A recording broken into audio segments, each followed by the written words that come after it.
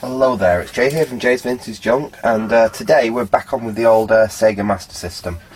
I've managed to get another nice fine point iron, so it's actually easy to work on this PCB stuff again. Big shout out and thanks to Andy on over on Vintage Electronics Repair, who offered me his old Antex iron. What is it here?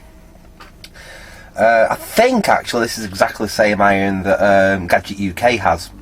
I must admit I've not had a lot of experience with Antex irons before. I've always stuck to Weller myself, and I've been missing out because this is actually a fantastic little iron. It is brilliant. The tip on it's a little on the well used side. This is the tip that it came with. It's fantastic and fine.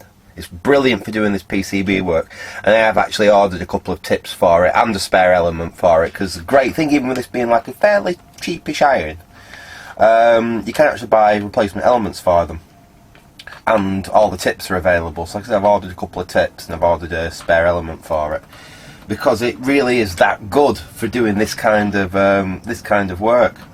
It's not temperature controlled or anything.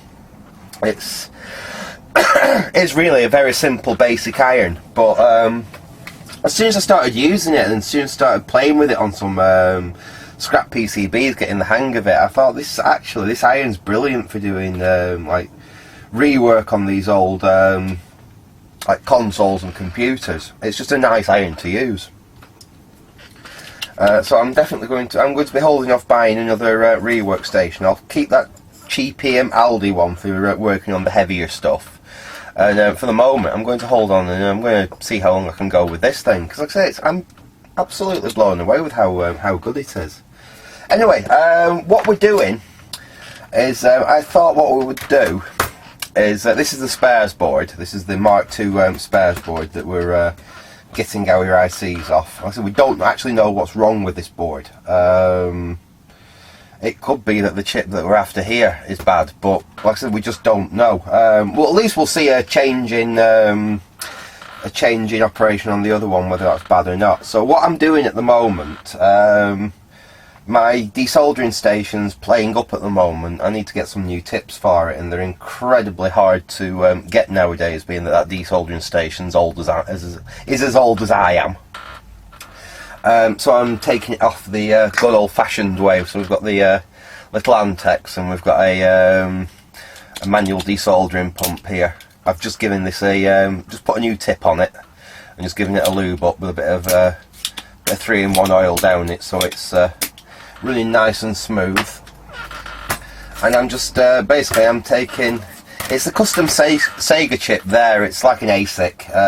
It seems to have bits to do with all sorts of the actual architecture of the Master System, and being that we've replaced the VDP, we've placed the video RAM, we've changed the CPU, really that's the only thing left that I can really think that might be an issue.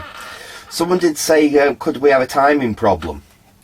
And it is possible. I mean, we'll get a scope on it. If this doesn't fix it, then I will probably have to get the scope out. But I think if there was a timing problem, like if the crystal wasn't running right, we'd get more grievous. I don't think it'd actually boot like it is. Like I said, it is running the games, and the games run fine. It's just got this little graphical glitch.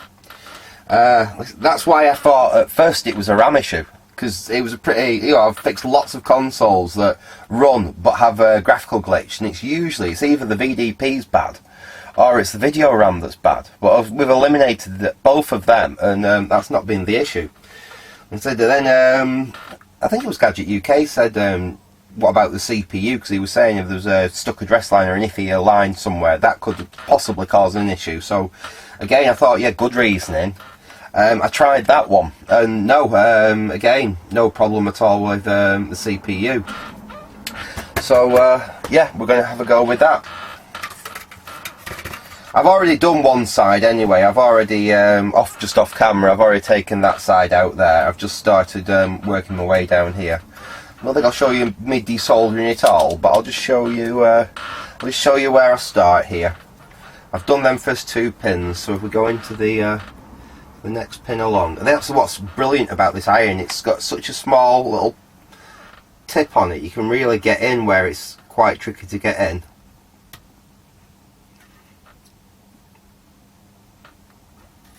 It does need possibly to be held on there a tiny bit longer than I would with some of the irons I've normally used, but it's not too bad. Get it nice and warm, go in and suck away. That's a nice clean suck there. Go on to the next one. And it really is a case of just going down all the pins. It does take some time this, so like I said, I'm not going to show it all, but make sure you heat it up, go in and then suck it away. And again, we've got a nice clean removal of the solder there.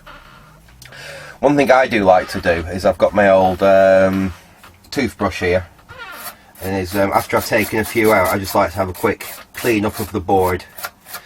It just removes any of the little crap that comes out of the end of your desoldering pump when you actually fire it. Sometimes, especially if you've used it more than like 4 or 5 times, you get little bits inside the desoldering pump, and when you pop it, you get a few little bits splattering out the end, and it's just handy just to keep cleaning them away to keep your workspace nice and clear, and it makes it easy so you can see whether you've missed any bits, whether you need to go over the pin again, and just so you can see where you're actually up to.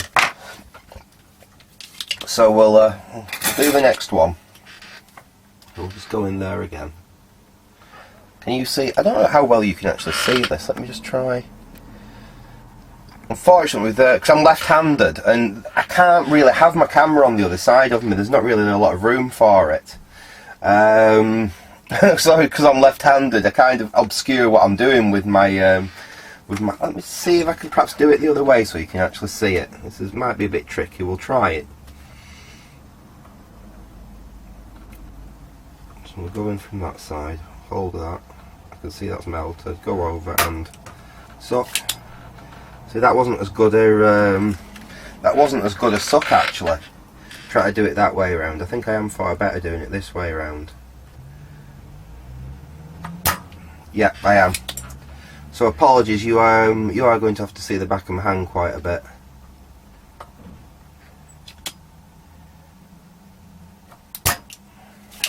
Right, what I'm going to do is I'm just going to pause you, and I'll come back when I've finished clearing all the solder out of them, and we'll have a look and see where we can lift the chip off. So back in a second. Okay, we're back, and I've finally got to the end there. I'm just giving it a quick brush off. I don't know if you can see this, but as you can see, where's my thumb there? It's this one here that we're working on, and as you can see, we've basically sucked all the solder out of there. Hopefully you can see what I'm working on here. Now what I want to do, I just want to give each leg a little wiggle just to make sure they're absolutely free. Now there's a few ways you can do this. Let me just see if I can get my tools out of the drawer. They've got stuck again. Too many tools in one drawer and not enough drawers to split it between more, unfortunately. That's what I want, and it's buried right at the very back of the drawer. There we go. Why is it the tools that you use most often end up at the back, and the tools you hardly ever use always end up at the front? Right. Now, so you've got a few. There it is. Just keeping that one out. Sorry about seeing my elbow for a prolonged amount of time. There we go. Right, you've got a few different options for freeing these pins off. Just take an ordinary screwdriver and just give them a quick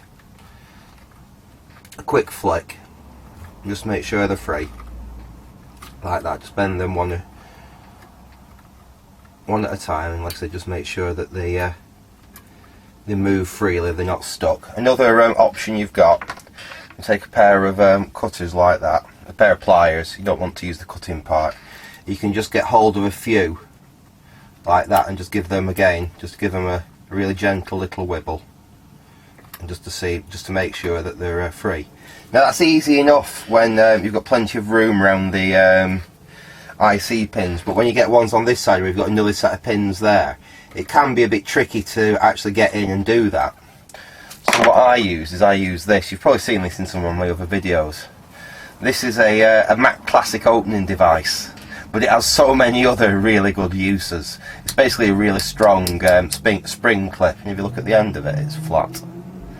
And what I basically do with this is exactly the same as like you would do with the pliers. I just clip it onto about 6 or 7 legs at once, like that, and then just give it a really gentle little, basically just like that, just a gentle little whittle. And then I move on a few legs, and I just do the same thing again, and just give it a gentle little whittle. Move on a few legs.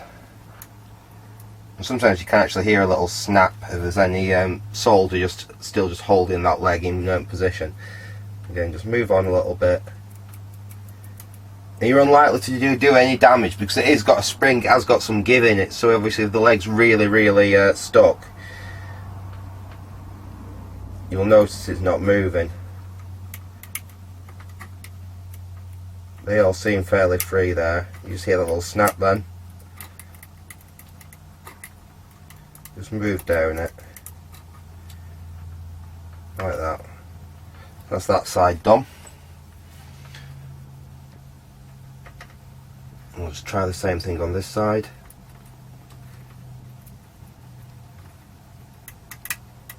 See, if you heard that there was one there that was definitely a bit on the stuck side.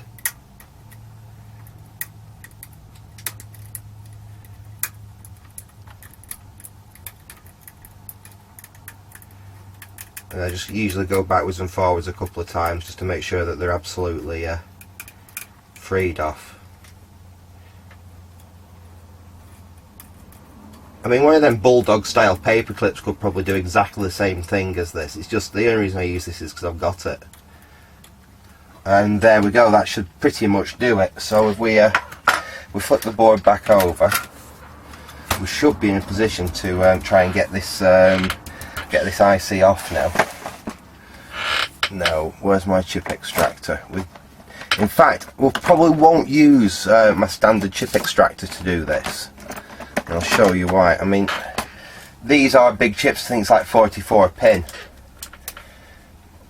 And it's a heck of a strain for my chip extractors to actually go over that. And there's a good chance if I try pulling up on that, all that's going to happen is it's going to slip off. Or it's going to pull one side up then slip off, and I'm going to end up bending a load of pins on the IC, so I don't really want to do that. So I will use a different approach, a different method for removing that IC.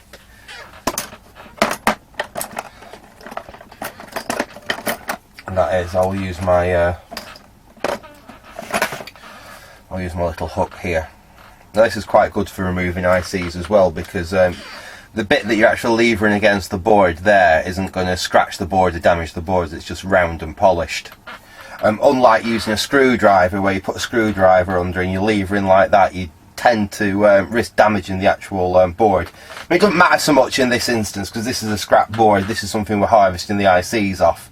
But obviously, if it's the other way around, you know, you're doing that, you're going to risk damaging the shadow mask. You could potentially jam some tracers on the board, as where you're a lot less likely to do any damage using this here. And you've less risk of like that chip extractor, especially with this large IC like that, like slipping off and causing some damage. So it might look brutal, but this is definitely the easier way of doing it. And we don't want to go mad. We just want to make sure it is free. And you can see that side is lifting. There we go. There was a tiny little bit of something holding it, but that whole side of the IC there, if you look, now it lifts perfectly freely.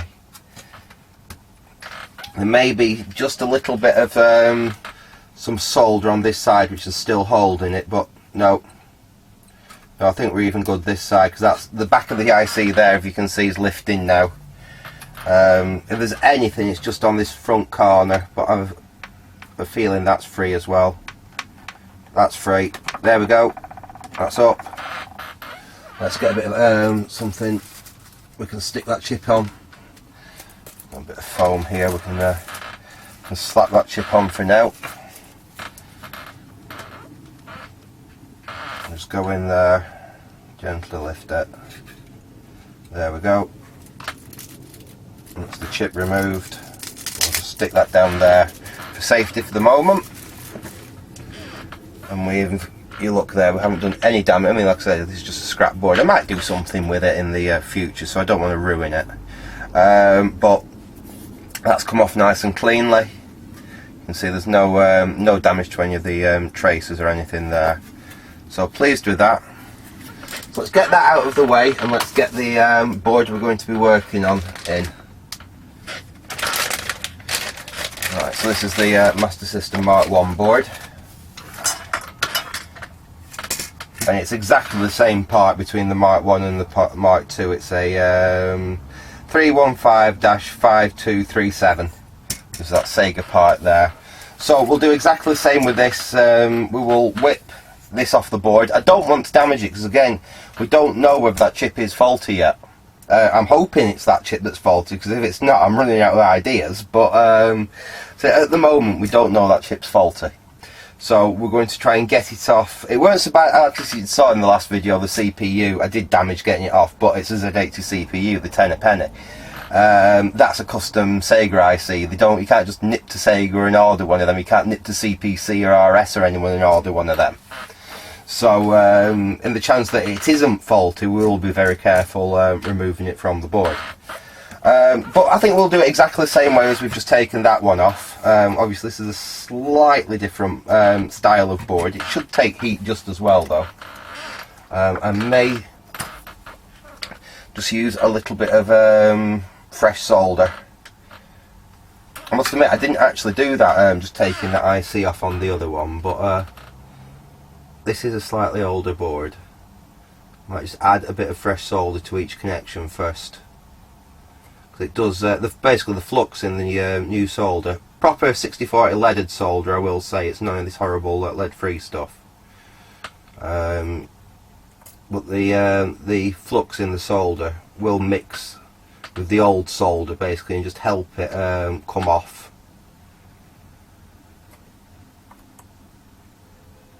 It also appears that the legs on these ICs, unlike the first one I've just taken off, appears like they might have been trimmed.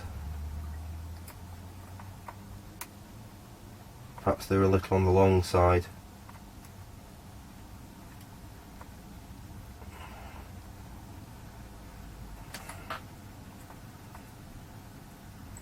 I'll show you me doing this one side of the IC, and then I'll pause you. I'll get the IC off and we'll look at fitting a socket on there and trying the new IC in there.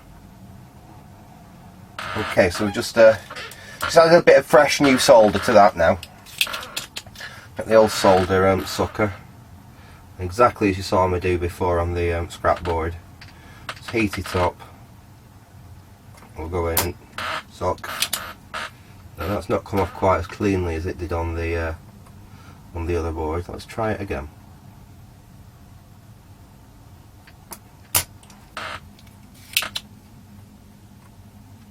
And this doesn't want to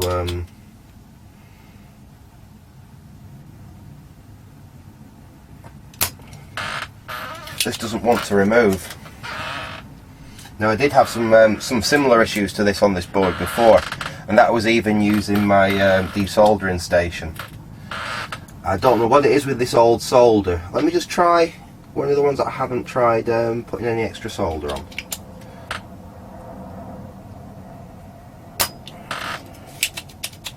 No, that one's quite bad at it as well. Let's just see if there's a ground plane on the other side. Oh, yes, there is. Now that's probably the reason why we're having so much difficulty with that one IC. Sorry, that one leg is it's pin 24 there, which is on that ground plane. We may need to get a hotter iron out just to do that one leg there. Let's carry on down the IC though and see how any of the others are.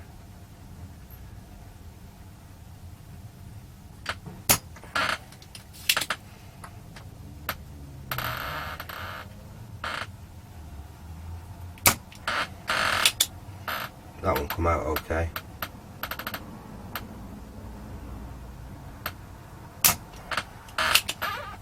That one come out okay. Probably will have to go over them again. They're not coming out as cleanly as the as off that Mk2 board. and they all seem to be bent over a bit more as well.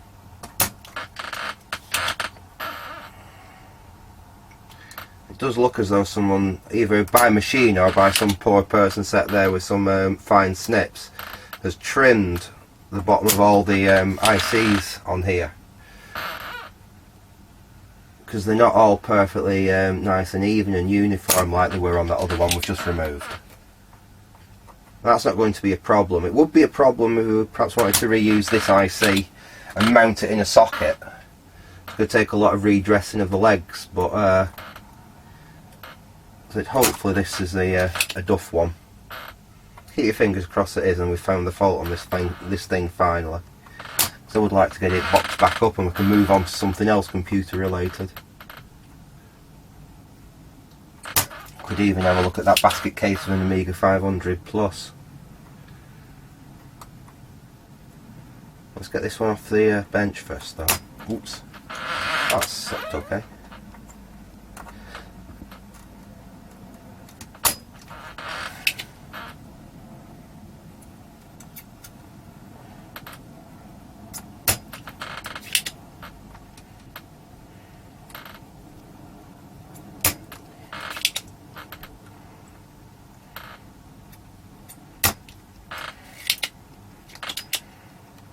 Get my toothbrush and give that a quick.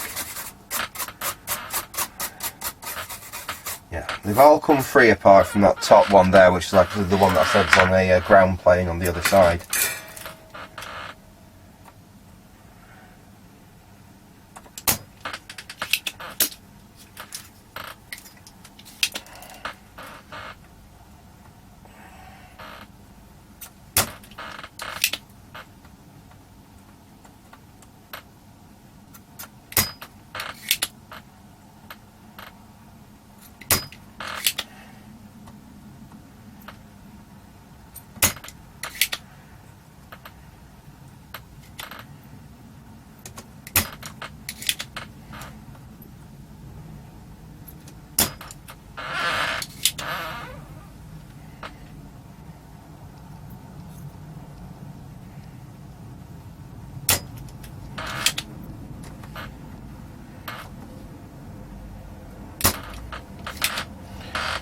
Okay, well what I'll do is I will pause you now and I'll come back when I've got the rest of this solder out there and we can get this IC off. Oops, and not throw the board across the bench. Get this IC, so we'll get this off, we'll get some sockets on there and we'll see whether we've cured the issue, so back very shortly.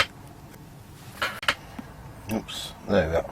Right, I'm back, and I am having a few tiny little issues getting this IC off. Basically I've got all the solder off the other side. So all these pins, they appear actually free, but there's still solder on, at least on this side here, holding them. So what I'm going to do, I've just got a little bit of liquid flux here, and I've brushed some of that down the side of the IC. I'm just going to take a little bit of solder wick, and I'm just going to try and remove some of the excess solder that's down here, which I think is what's just stopping it from freeing off. And sometimes it's a little bit easier to do this than to keep constantly just try sucking away from the other side, because I have already, unfortunately, I have lifted one pad from the other side. Fortunately it's the one for the back of that ground plane. It doesn't go anywhere, so it's not the end of the world, but it's still annoying.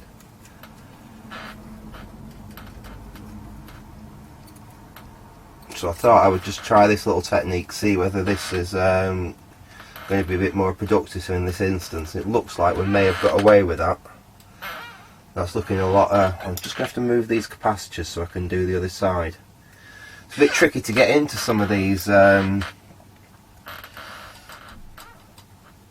pins because of what the capacitors near them are very, very close. I mean, what I should really do is take the capacitors off, but I'm being lazy.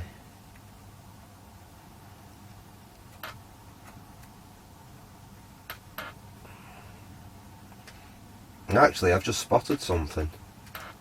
Now, I've probably done this myself. What I've just spotted is there's a resistor here. It's a little 1K resistor, and it's broken. It's actually snapped off the board. Now, I wonder whether I did that when I was changing the Z80. Obviously the computer still works, because we saw in the last one when we tried changing the Z80 it still fired up, but we have got a broken resistor there.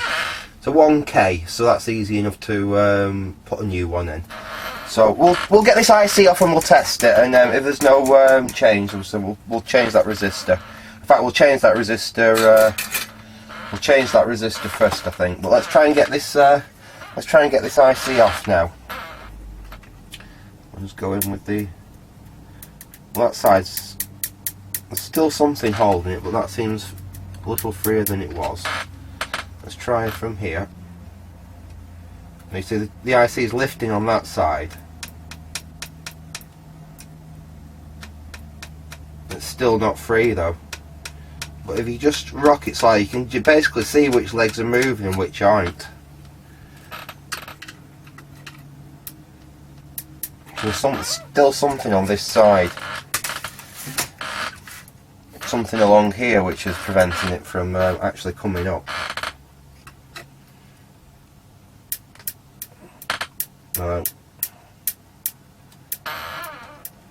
I think it's that fourth pin along there, so we will have to have another go at sucking that from this side. That's not going to help either, that's somehow got flattened down. Ah. Right, let's try, it was actually number 3 I think that was causing the issue. Let's try giving that a another quick suck. I think that's the one that was causing the problem. Right, that looks like we might have freed that one off. Let's go in with my little doofer again. I've lost it. What have I done with it? Oh, it is. It's right next to me.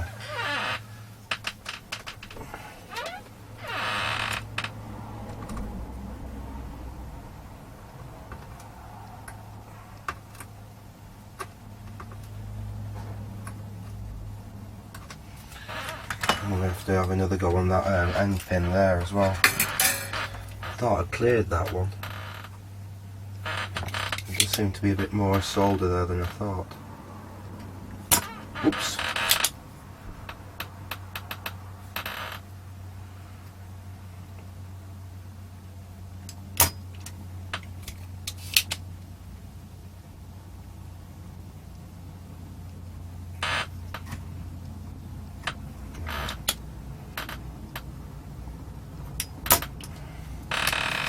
There, did that get it?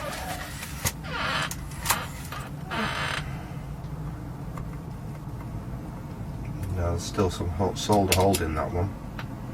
And I wonder whether when I reheated it from the other side to use the solder braid, it melted whatever was still in the pinhole and it's dropped down. In fact, I might get a bit of solder braid on that and see if that will get it up, because it's being rather awkward.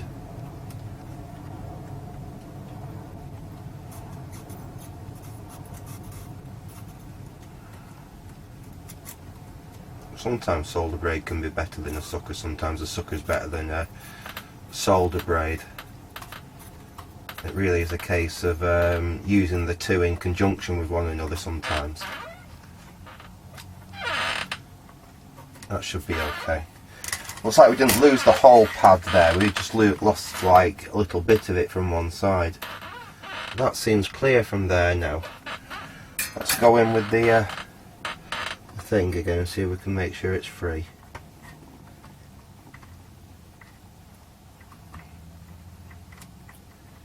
Right. Let's try getting that out again now.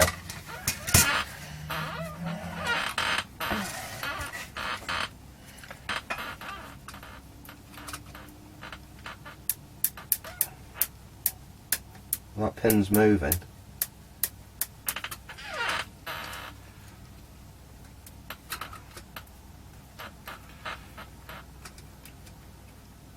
So I can get under there, no problem. But I don't want to put too much pressure on it and risk. So I'm not as bothered about the IC on this side. I'm more bothered about the board itself.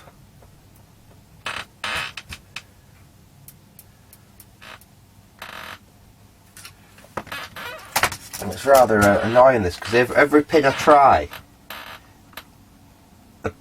appears quite free, apart from them ones. No, they were free before. I wonder if when I ran down the other side, that's free now. I wonder if when I ran down the other side of it to clear that solder, it's allowed some solder to actually slip down on this side and reattach some of these pins which were free before.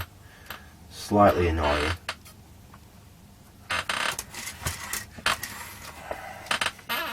It's also slightly annoying. I've had to order some new glasses, and they haven't arrived yet, so I'm struggling a little bit seeing some of this stuff. I don't usually wear my glasses, but my eyesight is getting to the point now where I'm being daft if I didn't do. So I went and had an eye test a couple of weeks back, and I'm still waiting for my bloody glasses to arrive.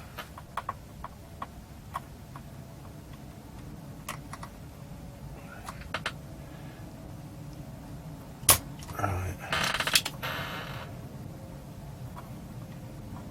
It's free now.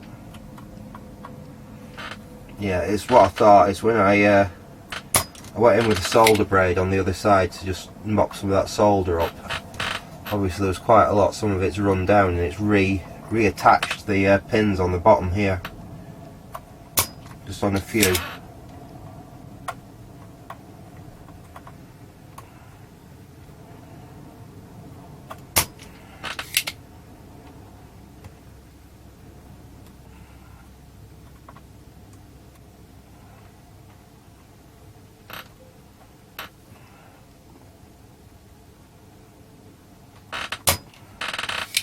Right, bear with me, I will be back very shortly once I've actually got this thing sorted out and free to come off the board. Okay, well, I've got it off the board. I ain't going to touch that, and I fully admit that noise you can hear at the moment is my hot air rework station cooling down, because I could not get the bloody thing off. I've probably spent about a good 20 minutes then desoldering and unsoldering various different pins, and it just wasn't coming off. So I got my hook underneath it, and I got the board at an angle where I could hold it and put some tension on the IC, and basically I just applied my heat over it, set to about 400 degrees, not too close, and just softened the solder up. And as I softened the solder up, I applied a bit of tension and it come out. I haven't lost a single trace apart from that one which was damaged before when I was trying to suck it out, and like I said, that's not an issue because it's this little ground plane down here, and the pin only actually connects onto the top layer here. It doesn't actually do anything on the bottom one. It was just a place for it to be soldered. So providing that pin gets soldered to the ground plane there, or it's either ground or it's VCC, it could be VCC actually, it won't be an issue. But whether this chip worked before and whether it'll work again, I don't know, because I did actually get that chip rather... Oh, actually, no, I don't... It's been out for what? Under a minute, yeah, just over a minute, and I can keep my hand on it, so I don't think it got too hot. Did bend a pin there, but we can easily straighten that up. Just stick my little magic tool on it and pull that straight again. There we go. Not perfect, but I'll do a better job of that. I'm going to still stick that on my I'll just put it this side here. In fact, I'll put a mark on it so we know that this is the suspect one. So I'm just going to put a little star on it like that so I don't get the two mixed up. Right, well, so the next thing we need to do is we need to make sure all these holes are clear, which, unbelievably, I think we've only got, there's one there that's blocked. That, I'm just going to hold it up to the light so I can see. Absolutely unbelievably, we've only got two, and one of them's only only partial. We've got one there and we've got one there which are a little bit blocked up, so we'll just have a go at unblocking them before we go any further.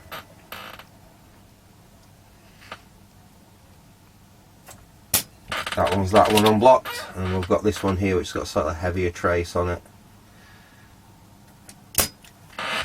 No, I'll need another go.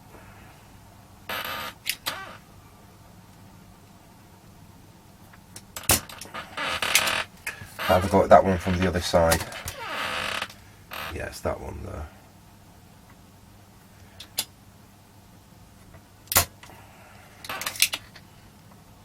There's always one that's a pain.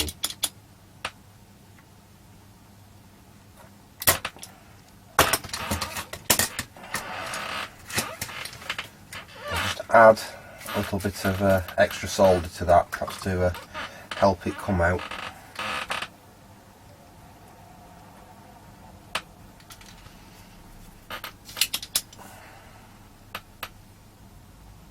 Heat that up. Oops, missed. And that cleared it. That's it, gone. Right, so we better find some sockets to go in here, and they are going to be the 48 pin. So I don't think I've got any 48 pin sockets, but I may have some 22 pin sockets. Let's have a look. I think these might be 22 pin sockets I've got here.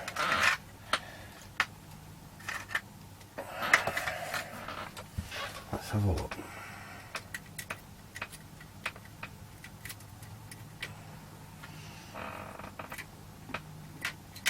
I think two of them might do it.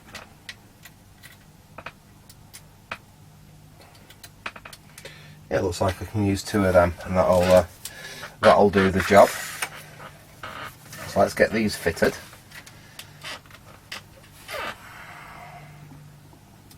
First one in.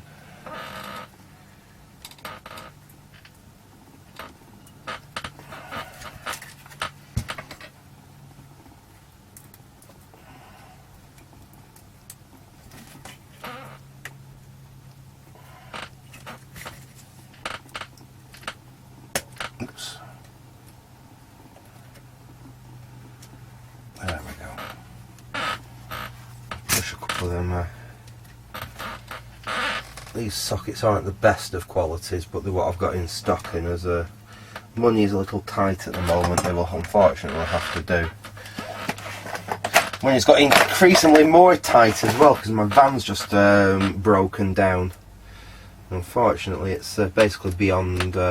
It's not broken down. The turbo's gotten on the engine, and the van's not worth all that much money, and I've just priced up a new turbo, and it's to get the turbo and to get it fitted, because I just don't have the time to do it myself at the moment. Would be costing me more than the van's worth, so I've just had to splash out 500 quid and buy a it was actually cheaper to buy a different vehicle than it was to get the van fixed. So I am now the proud owner of a Vauxhall Astra estate. A rather interesting Vauxhall Astra estate, because it's an ex-Royal Air Force Vauxhall Astra estate, which is fun. I've got it parked up at a mate's house at the moment, because I've just found insurance is going to be a bloody nightmare, because my van was a commercial vehicle. Despite me having, you know, like 12 years no claims bonus, my insurance company thought it would be really fun to go from charging me like under £600 for my insurance to over £1,300 for my insurance, even though that this Astra's got a smaller engine and is less powerful than my van. So I very, very politely told them where they could go and shove their insurance. Unfortunately, that was like 10 to 5 this afternoon, so I had to leave my new car at my friend's house. I'm still driving my van for today with a blown turbo in it, and hopefully tomorrow I can do some ringing round and I can actually get a sensible insurance quote on my new Vauxhall Astra. I have owned a Vauxhall Astra Estate in the past, I must admit. I know not as new a one as the one I've just bought. When I say not a new as one, this one's like 17 years old, but for me that's a relatively new car. I'm a devotee, well, I am now a devotee of Bangonomics, which is basically driving well past the best old cars rather than spending lots of money on a car. I got stung once with a very fancy 3-year-old Jaguar that I used to have, which was a gorgeous car, but it cost me a bloody fortune. The finance I had on it ended up costing me a ridiculous amount of money.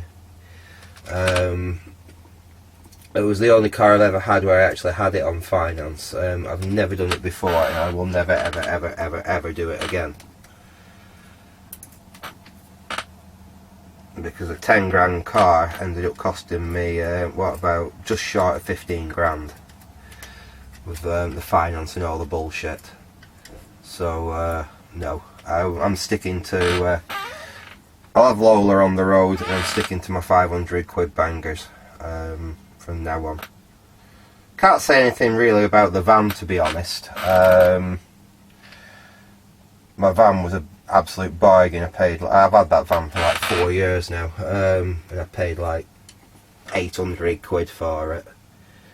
And then 2 years ago, a very nice old gentleman ran into the back of it while it was parked up one slightly snowy January morning, and the insurance company wrote it off. I'm gonna have to get a new. I bent that pin there, try to mess about. I'll have to put a new pin in there.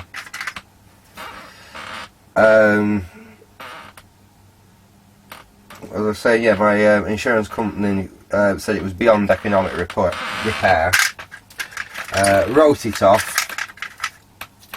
I bought it back off them. They gave me £1,200 for the van.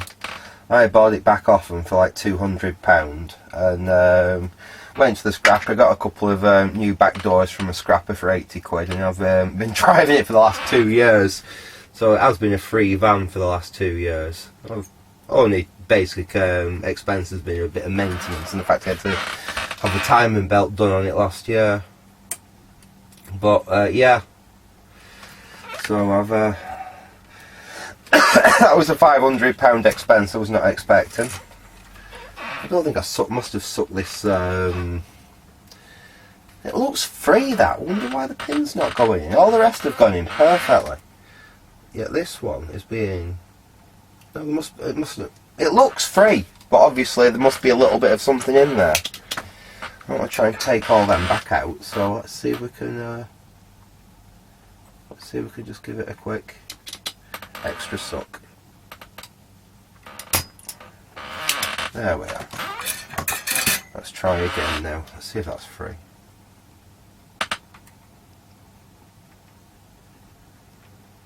There we go. Must have just had a little bit of ick in the actual hole. That's gone straight in this time. No messing. No problem there at all now. Slip that in. Yep, they feel like they're all nice and flush. So all we need to do now is just whiz along here, get them all soldered in position. Where's my nice thin solder? Let's get a bit of that off.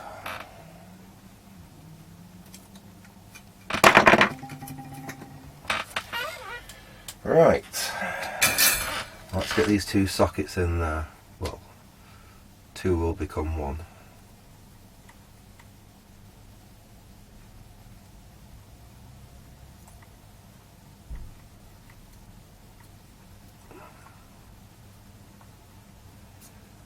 There's a lovely soldering iron to actually solder these pins back in with. I'm really liking this Antex.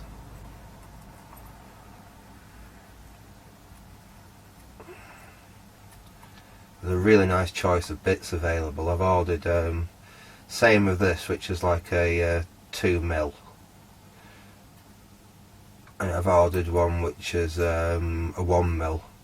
It's a very, very pointy little bit. I don't need big bits for it, because if I'm doing anything with big bits, I've got my other irons.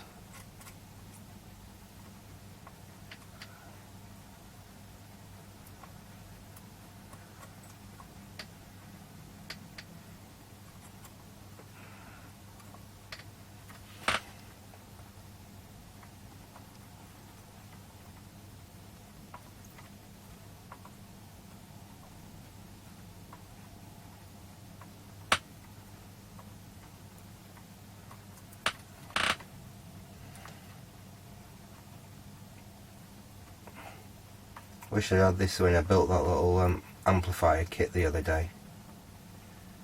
I made such a neater job of it. There we go, lovely. And I'll have to use contact cleaner, unfortunately, because I'm completely out of PCB and flux cleaner. I need to get another can. That's unfortunate, I can't nip down to Maplin to get one anymore. This'll do. Do a quick spray and then a quick clean off.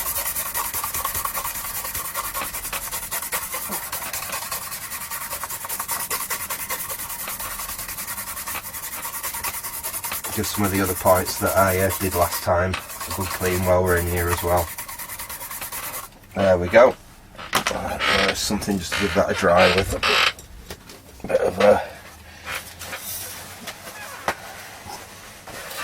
of toilet tissue.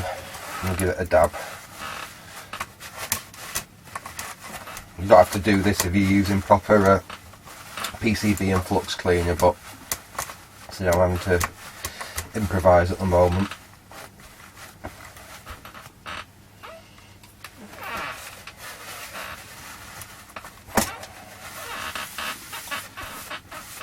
Right, there we go. That's the socket installed there. So I will just pause you a minute while I get my bits. In fact, have I got everything I need? Can I actually reach everything I need? Do I need to pause you while I get bits out? Have a look in here. I can reach it. Come on, out you come. There we are. Right, I think I've got everything I need to give this a test, so we might as well do a good live test. Let's get this old amplifier chassis I've been playing with out the way. Right, you can go. You need to go back in your cabinet.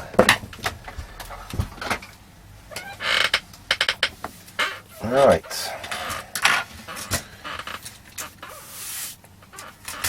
There's the system. Let's plug in some video. I'll have to unplug the iron. Oh no, we don't. What's that one? I think I remember red's audio and black is video. I've got a power supply here to run it.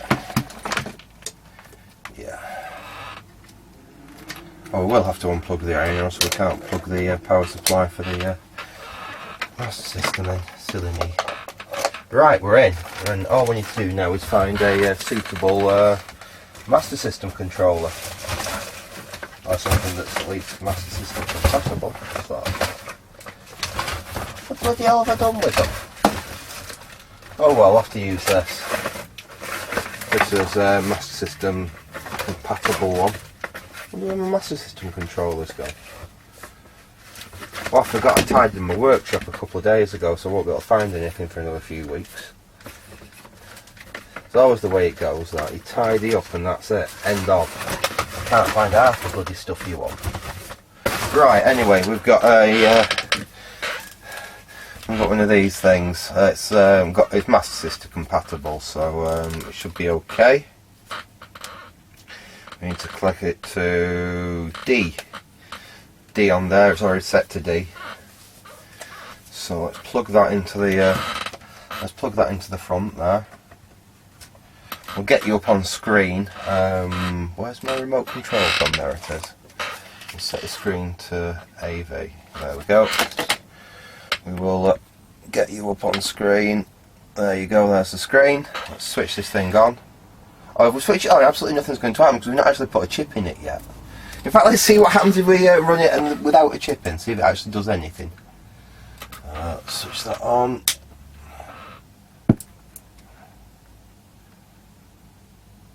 Well, it powers up at least, but obviously, as you can see, it does absolutely nothing without that Sega IC in there. So, let's put the IC off the Mark II. So this is the Mark II's ASIC. It's exactly the same part number, so I can't see why it won't work. We'll just make sure the legs are okay, which they are. And let's get this installed.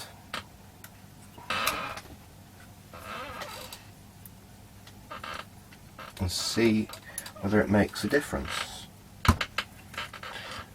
There we go, that's in. Yep, that's in nicely. Let's power up.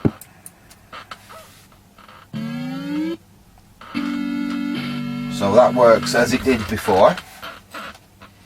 Just remember, I haven't actually changed that resistor yet that we found before that's broken, which I'm just looking at, which is down here. Start hang on, push the right side button.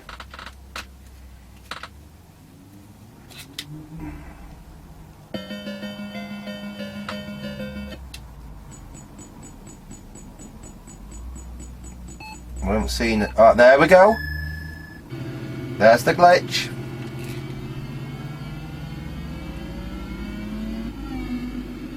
Hold up. Yeah, no, it's still glitching.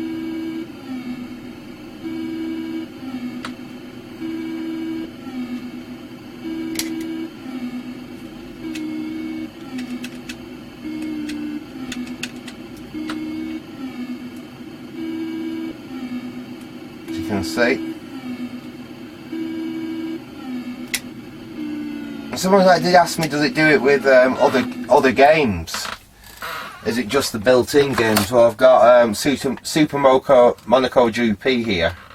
Well, let's just stick that in. Switch that on.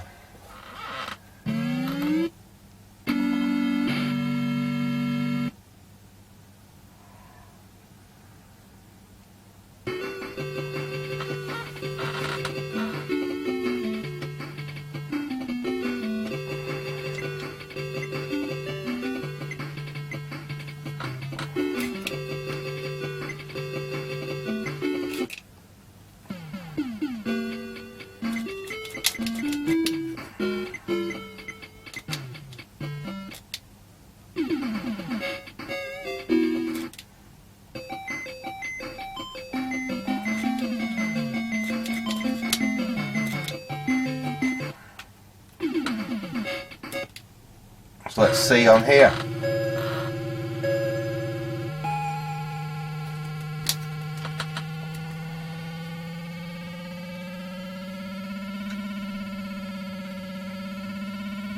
Well, the game seems playable. In fact, the game seems more playable than when I first started. But we do still have some odd artifacts. Can you see this? We've got like pixelization flying over the screen.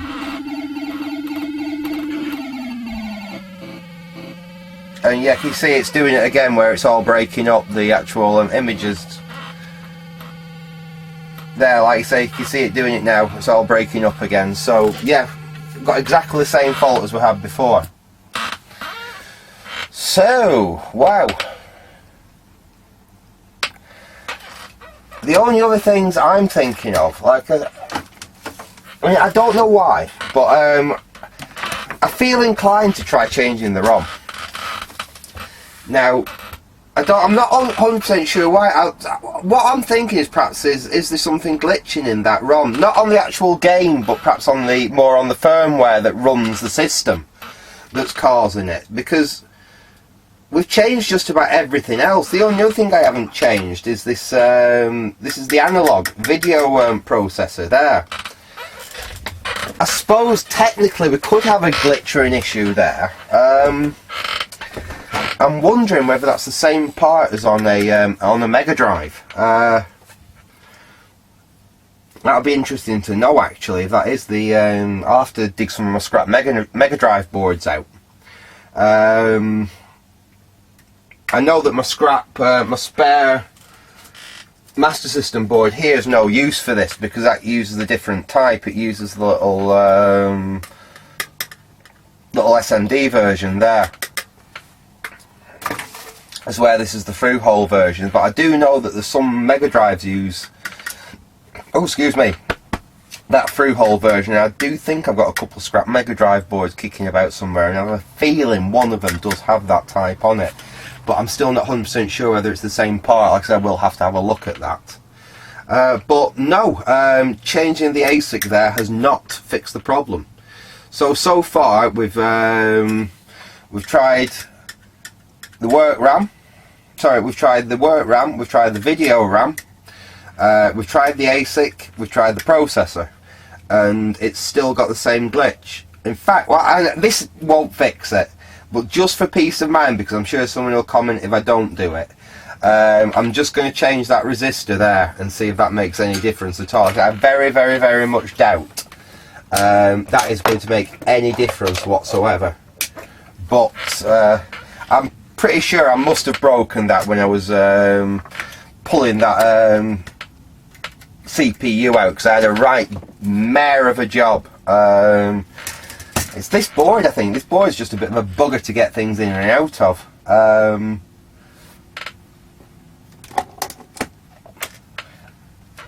That I took off with hot air. That come off okay. These were all a bit of a bugger to get off. That I ended up just destroying the old CPU because I didn't want to damage the board. So that was a mare to get off. That was a mare to get off. Unfortunately, I've not done any major damage to the board, apart from, and actually I only lost part of the pad, was that up there, and I actually only lost a tiny little bit, and it's soldered back on absolutely spot on, so I'm not too worried about that. But let's get this 1K resistor out. I haven't got any of them, unless I can pinch one off here. I don't think I've got any of them, these tiny little low profile ones. No, I haven't. It's just going to have to be a normal 1K. I'm sure it's absolutely fine. No, I've not got anything tiny. It'll just have to be a regular 1K like that one. But we'll get that 1K resistor off there. We'll stick a new one in there, and we'll see if that makes a difference. Because I'm not expecting it to make any difference whatsoever, but I'm sure if I don't do it and someone knows that there's a broken resistor on the board, they're going to say, oh, that's definitely your fault, that's definitely where your problem is.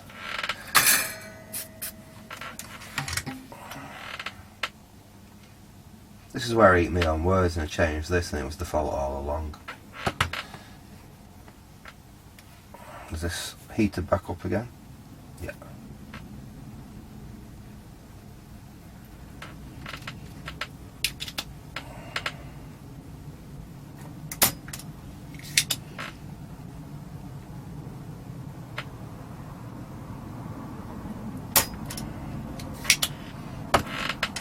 Got that one out.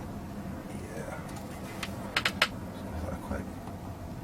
There we go, that's that side out. Just got to deal with the snapped off leg here now.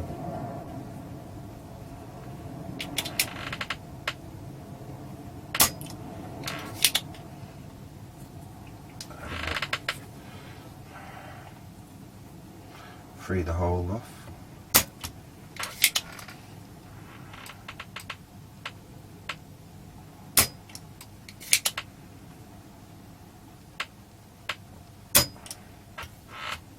Come on. Being one of these awkward ones. Ah.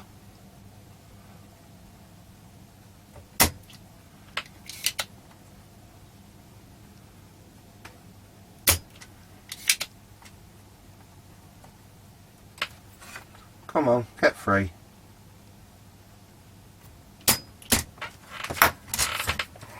Have we got it? No, have we, Al? Again, it's on a bloody great big ground plane.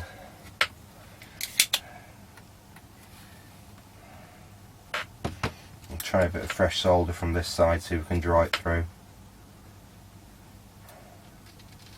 There we go. And plenty of heat into it. Not quite. Nearly there though. Come on, you little bugger.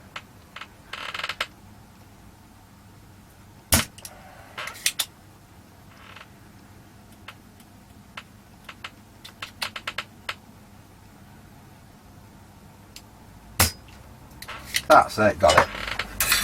Sometimes you have to persevere a little bit when you've got a stubborn one like that. Now where's the new resistor? There it is. Let's just bend that to shape.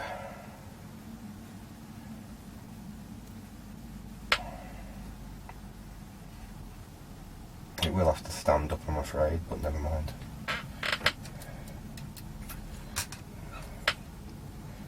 There we go, that's the new one in position. Just hold it while I bend these legs so it holds it while I solder it in.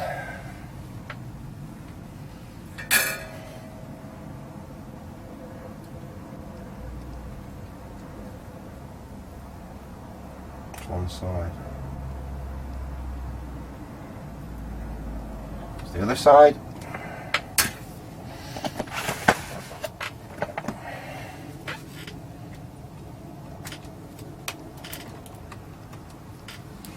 There we go.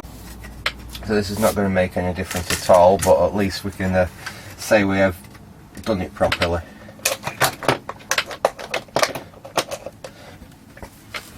It obviously wasn't important, that resistor, else it wouldn't have produced a picture just after we changed the CPU, so I'm really not expecting it to have made any difference now, but hey ho and all that, let's try. I'll get you back up onto the screen so you can see.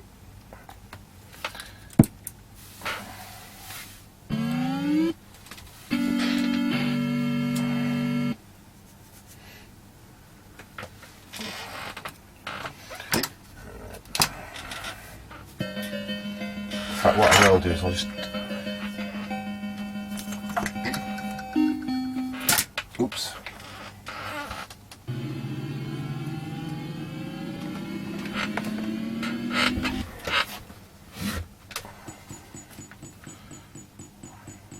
So I thoroughly expect it to glitch like it has done.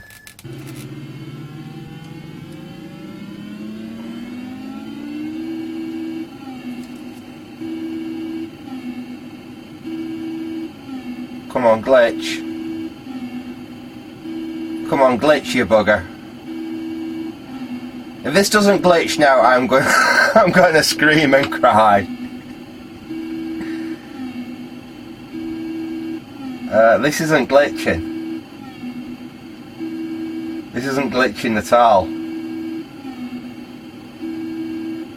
So how the bloody hell was that resistor broken all this bloody time?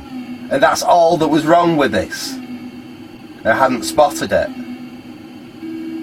I don't believe this. I honestly don't believe this. No way.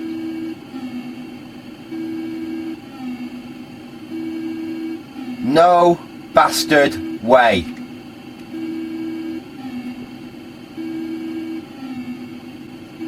Well, I don't know about you, but that doesn't seem to be glitching. Yeah, I know I'm absolutely terrible at these games, but that's okay. Let me try the other. Where's my box of Master System games? I've got a box of them somewhere up here. Ah, there they are. Let's get another game and let's try another game in it, because yeah,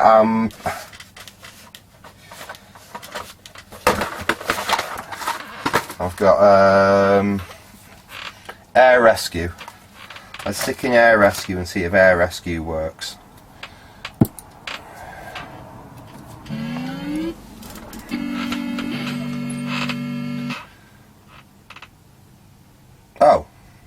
Oh, I see. I'm sorry. Right, I didn't put the. I haven't actually put the cartridge in very well. The cartridge is.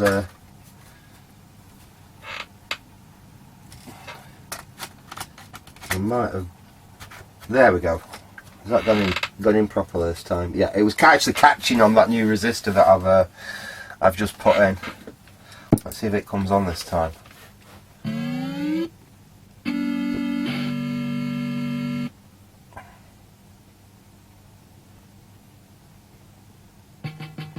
There we go.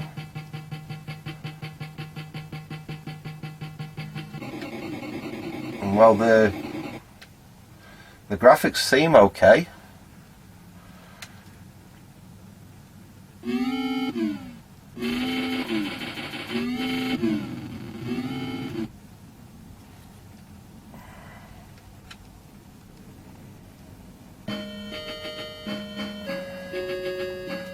Well, I don't see any glitching.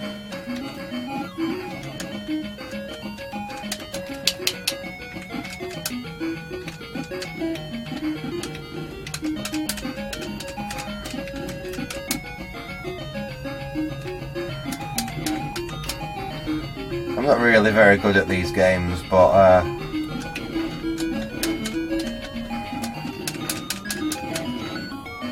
don't know who I'm meant to be. Oh right, I'm meant to be saving these people. Ah right, okay. Yeah. Oh right, cool. So I've got to save people from a stricken. Oh, that didn't work very well. Anyway, this isn't about playing games, is it? It's about repairing Sega Master Systems. So yeah, it does. I don't believe this. I honestly, this is not a fix. This is not a setup or anything. Bloody hell. So it does actually appear that after changing, let's take them out of there, after changing the work RAM, the video RAM, the VDP, the processor and the custom ASIC there, turned out to be the fault was a 1K resistor that was broken and I hadn't seen it. I don't believe that. But yeah, I honestly thought that I fractured that when I was taking the Z, because I did struggle to get that Z80 out. I thought I must have just caught that with the back of my my lever there. You know, as I was levering on the board like that, I'd come back and I must have cracked it. And then I didn't consider it. Actually, I only noticed that after I'd made the video on the previous video on the board. And like I said, I just noticed that it was cracked and broke away. It was actually just fractured. And when I touched it, it moved away. So I presumed I'd just done it like that. And I also presumed it wasn't anything of any consequence, being that it was actually running with the new Z80 fitted. But no, it looks like sometime in the past, somehow, I don't know whether it's with someone putting a cartridge in funny or jamming something down or what, but something's happened to that resistor and it's been broken. And that's what's been causing the graphical glitch. Like I said, I honestly just don't believe that. Anyway, I'm going to pause the video. I'm just going to quickly pause the video and I will be back when I've got this thing. In fact, no, sod it. No, I won't. This video is already going to be a ridiculous length, so you can watch me do it. Let's get this thing built back together and we'll put it back in its case and you can see it when it's all put back together in its case, because I'm not going to go to the polish up the case and everything. It's in actually quite a presentable state anyway. I'll give it a basic wipe over and it can go into my games room. So that's the plan for this one. I think I'm going to stick this one down with one of my Amigas and some other bits in my original Xbox and stuff where I do sit down and play the old computer game. So let's start. We need to put this back on, which is the heat shrink, the heat shield for the 7805. So let's find. Hopefully, I put all the screws for this in one place. I've got a horrible feeling that I've put other screws for other projects in the same place, which is really bad of me. But I'm just hoping that we can find which ones are all the... Yeah, what I normally do, you see, when I'm doing a project like this, is I pick a specific box and I designate that the box for the screws for that particular project.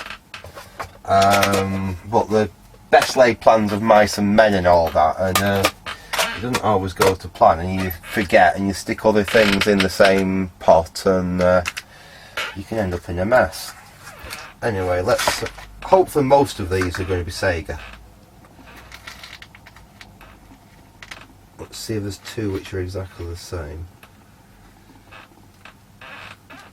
I think these should do for the I think they are self-tappers, aren't they? They're not anything special. That feels like it's going in okay. You can't see what I'm doing here, can you? Let me zoom you out a bit and bring you up. Right.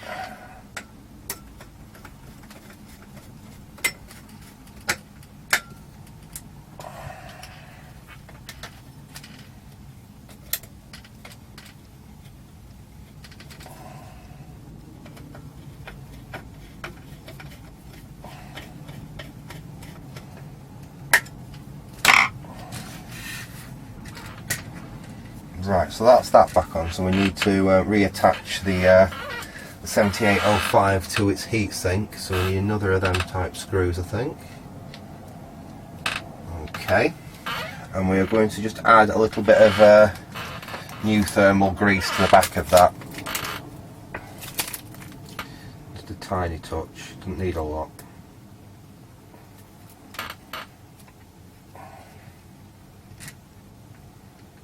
Out you come. There we go. There's a little bit of that on the back of that.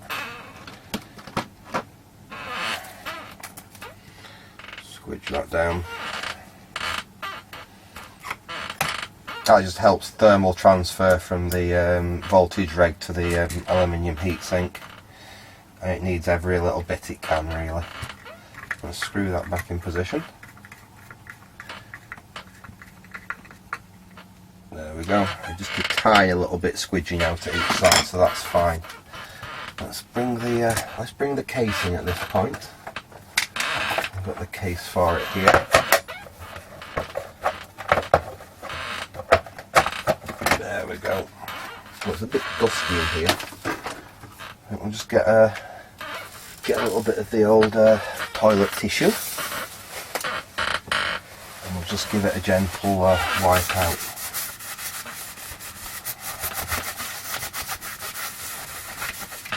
So we're not going to go mad with it.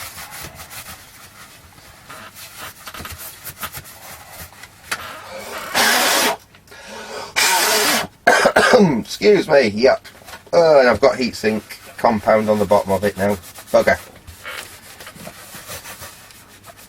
Gets bloody everywhere, that stuff, that's the only problem with it. Let's get it out of them screws before we put it back together.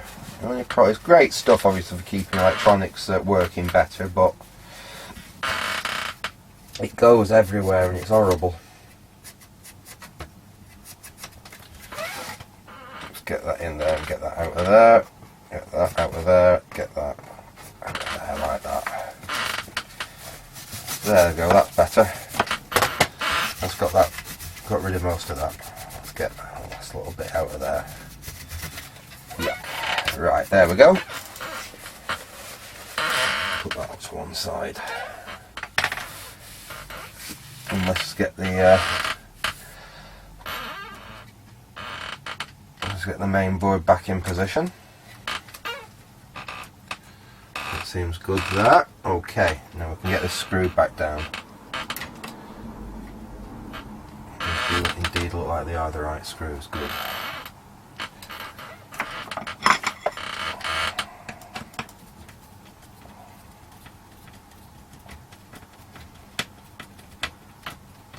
Yeah, these are the right ones.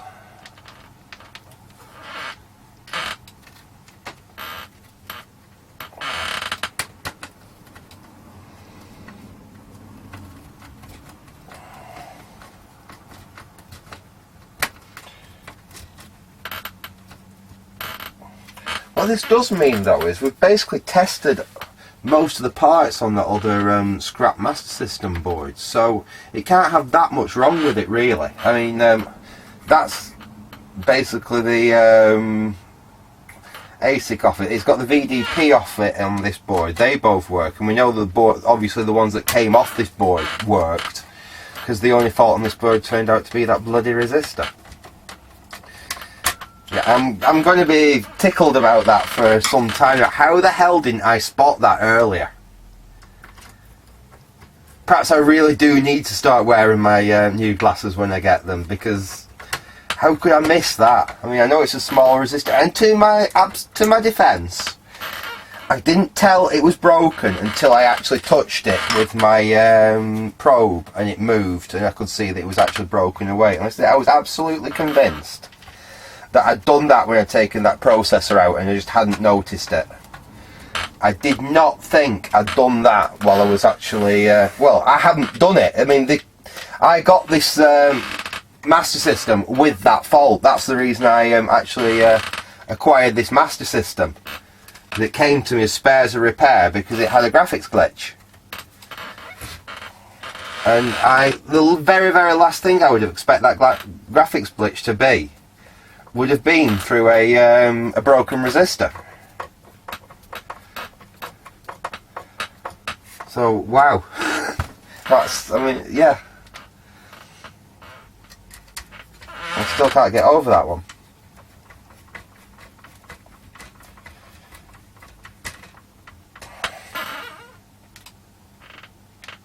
I may revisit this Master System at another date as well. I've got this. I might take out the ROM there still and put a socket in. Or I might do it with one. I don't know. I don't know if to do it with this one or just leave this. Well, this has got so many sockets on it now, I suppose it doesn't really matter. I might, being that the only things that aren't socketed now is the ROM and that analog video processor there. I might socket them up on it. And at least, at the very least, I could use it for testing the odd chip every now and again. So I want to see what's on that other Master System Mark. Well, I want to see whether Mark II ROM will run in a Mark 1. I still do want to do that. So I may revisit this in the future, like I said, and we'll whip some other chips off. Certainly whip that ROM off and put a socket in there, so we can try other Sega ROMs in. Perhaps even possibly have a look at homebrewing something. I don't know. It's not something that I'm that familiar with, but it's something I would like to play with. Right, let's get the case on it. Hang on, we need the put the power switch in first, don't we? There's a lovely big gaping hole in the front, and we don't want that.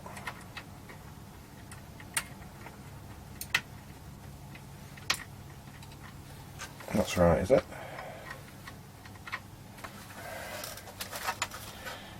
I think that's right.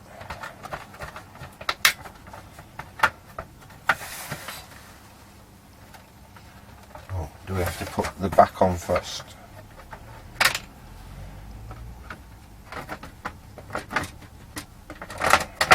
It's always the fun of how do you put the things back together. That go in there. That's it. Right, let's get the last, the final screws back in. And I've still got a little bit of that heatsink gunk in there, so we'll be going back in it. Or else that'll annoy me. Oops.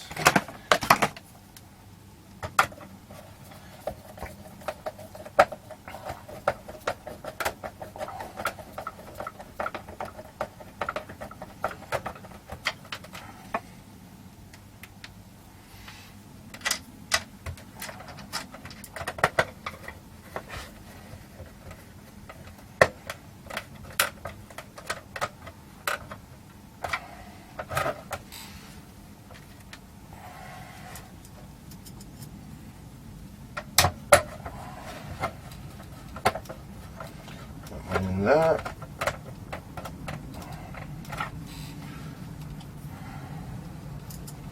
And we've got 3 more, haven't we? Yeah. On that.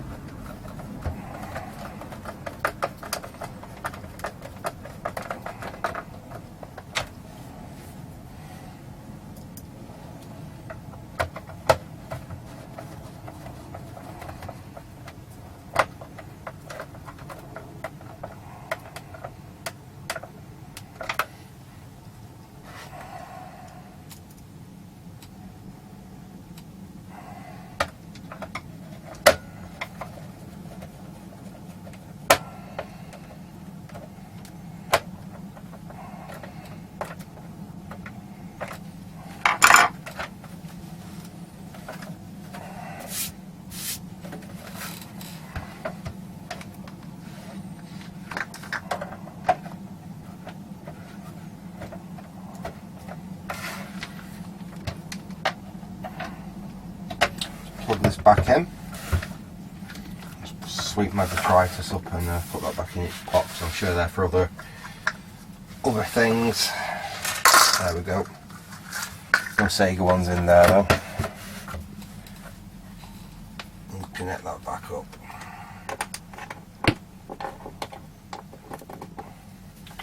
So yeah, I'll try another last game on it, I think, just to show it is definitely working now. Get the controller back up. What shall we try playing in it? Where's my collection? My not very huge, I must admit, collection of Sega games. We've tried Super Monaco and we've tried Air Rescue. Let's see what else we've got in the box. We've got Wimbledon, no. Alex Kidd in Shinobi World, Altered Beast, or Dick Tracy. Oh, Chuck Rock. Let's try Altered Beast. I'll stick that in the Sega. Get up on the screen. Power up.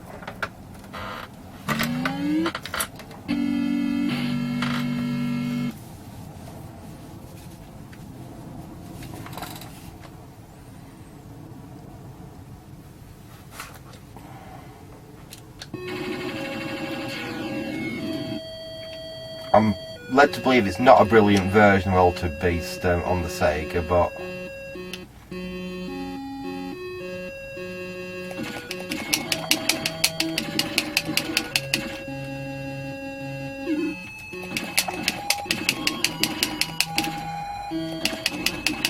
I think the version on the Amstrad that I used to have was better than this.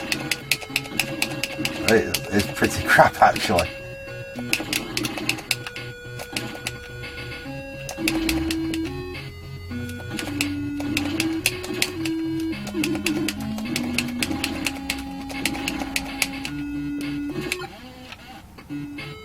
Oh yeah, power up.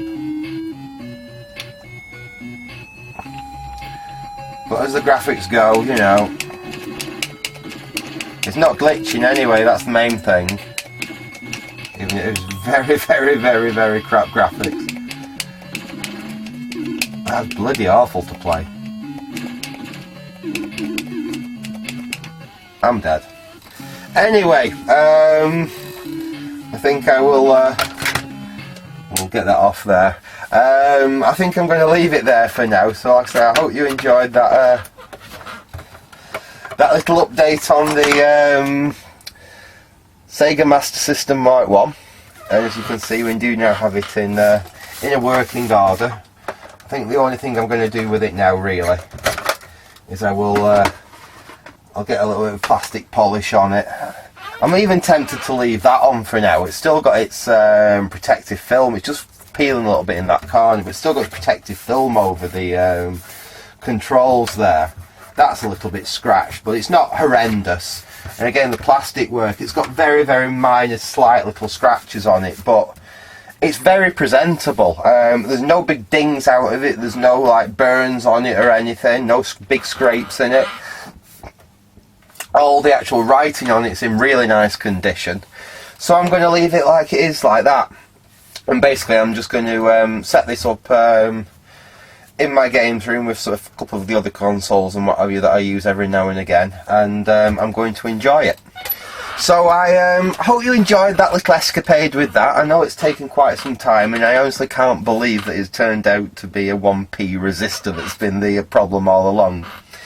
Anyway, I will say thanks for watching and goodbye.